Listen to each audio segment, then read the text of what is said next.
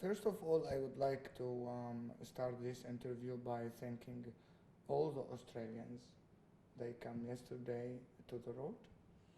I would like to thank every one of them because they give me the feeling that I'm proud to be Australian because we feel these people like feel us and feel our suffering.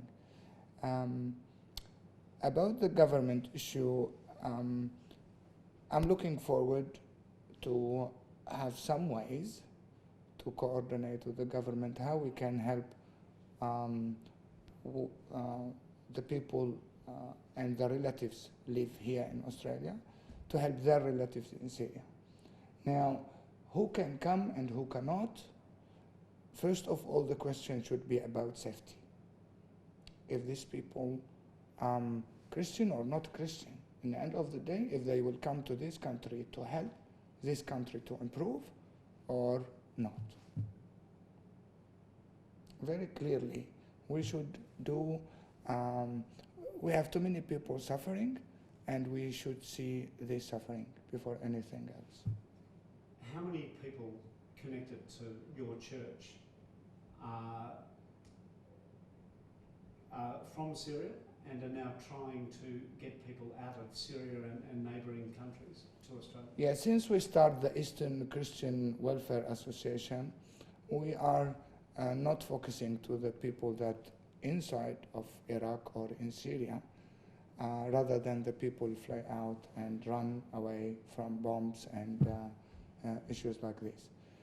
But on the other hand, till now we not have any action from the government to see what we can do with our relatives inside of Syria. I would like to thank the government for the help with some applications, but we have really very big situations in Lebanon, in Iraq, in Syria. The people fly out around now, according to the UN website, approximately around 7 million. This is the biggest crisis in the world since the First War, plus the biggest crisis of refugees. Now, we would like to see a practical way to see what we can do. Not just as government, what you do for us, but also as community, what we can do together hand in hand in order to, just for the people here, they feel that their relative that is seen as suffering, and also for these people dying in the sea or somewhere. Sometimes I heard every day people dying, no medical staff, no food, no electricity. And why I thank the Australians that they get out to the road yesterday, because they get out from their comfortable zone to say, yes, we stand up for these people. This is a good action from Australia, and this is what I believe the Australians should focus on, because this is our nation and we need to save it. How many people in your congregation are from Syria? I'm not representing just Victoria. We're all over Australia. We have too many numbers of applications we submit, but our welfare association is not just for representing the Syrian congregation, but also the Iraqis, and also in the Holy Land. But mainly because this is the biggest crisis now in Syria, we're focusing to these people. And how are the Syrians in your congregation coping with what they're seeing each day? I'm, by the way, from Syria. I don't know if any word can describe the situation in Syria. Even, maybe as Australians the news and you read it or you see a short video and like the lost child. But when you feel that maybe your relatives, your dad or your mom or your son or your daughter or your brother, and this is what the real situation for the Syrian or the Middle Eastern people in Australia. We need to see a practical way from the government and from the community in Australia that they see our suffering. We are here. Maybe sometimes my brother will cry half an hour on the phone because he will say to me, maybe I will die tomorrow. Maybe I will die within an hour. What we can say for them, I see the other countries move faster than us. I want to be proud of Australia that they answer the need of these refugees, especially Canada. They create a program with the churches that is good, just to let this group come in and start a new life and better life. I see yesterday when I see all these people in the road, they put some really good stuff when notes. They say, if the land not enough for you, we will put you in our heart. This is not Middle Eastern. I see their faces. They are Australians. I feel like, yeah, this is what I'm proud of in Australia.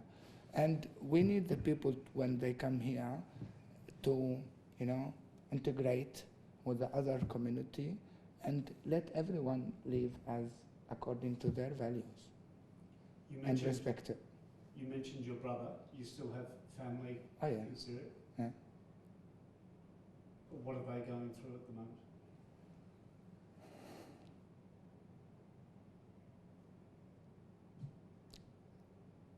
If you want to know, maybe turn off the electricity in your home for one day. And if you not have any food in your home, and live maybe 24 hours like that, and then you will know what I'm talking about. Or if you are very sick, as someone yesterday mentioned to me in the phone, and they not have medical, they are in the border between Syria and other country, I don't want to mention it. They say, my temperature is 40, but we don't have any medical to save us from the sickness. Not any word can describe the suffering of Syrian. Because also the family, they arrive here, they lost everything. Imagine that someone take you from your home and say what you own and what you get work for maybe last 40 years, this is my own. Or someone stolen your car, and we don't have insurance like in Syria to pay the car or to the house. If something gone. And really we need to see practical way and faster. I remember very well a telephone come from the government say, congratulations for a lady, your mom get the visa. She said, my mom died 2 days ago. I don't know how we can dealing.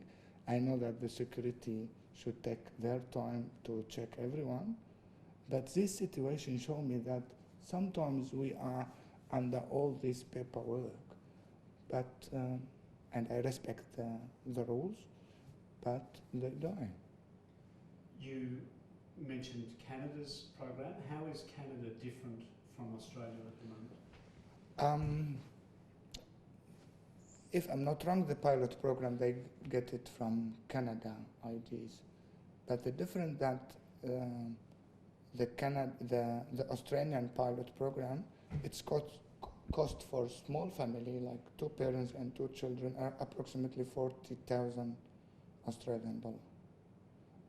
And on the way of this, maybe someone will say, we don't want you.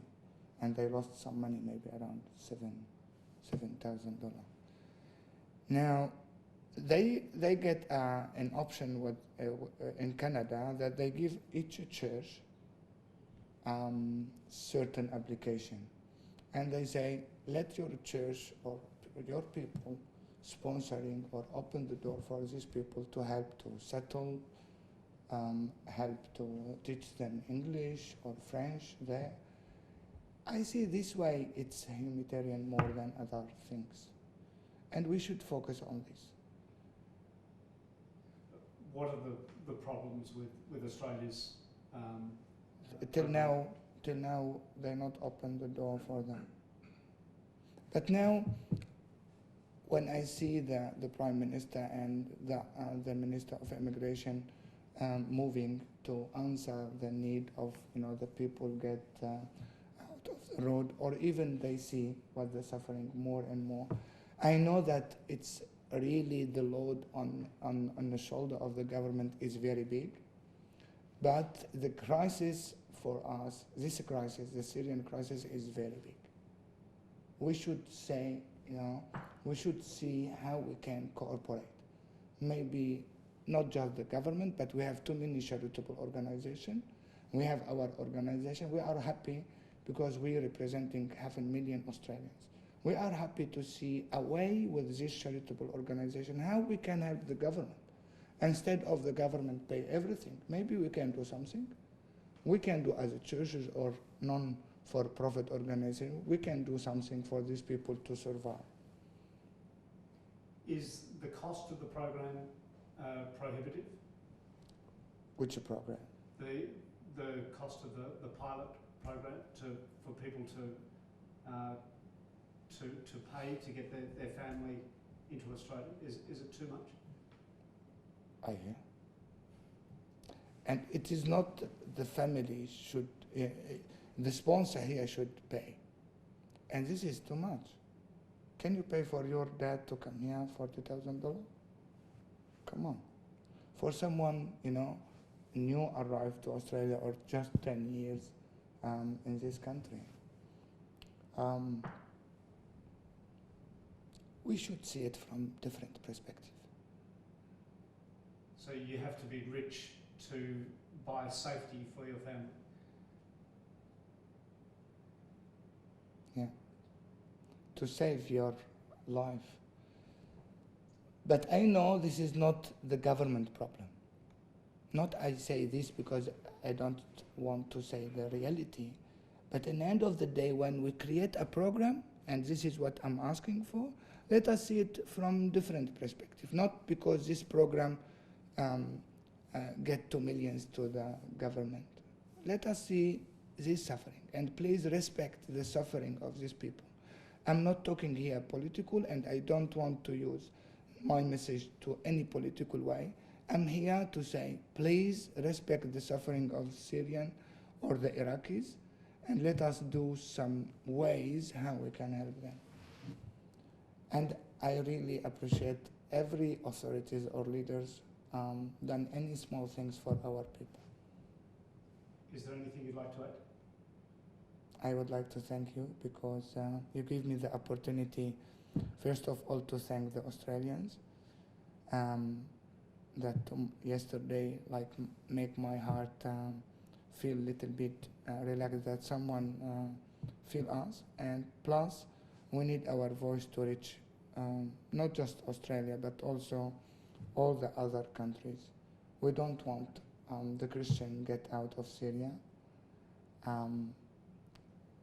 I need the government and Australian people do more work to stop the war in the Middle East, because at the end of the day this is their own country. Too much blood. Believe me, too much blood.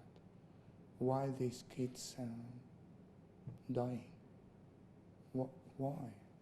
Why? We are in 2015. I cannot imagine we not have in this world authorities can stop the war. And the question, why they not stop it? And, as the Pope Francis mentioned before yesterday, he asked all the European houses to open the door for family come in and let them give the chance to live safe.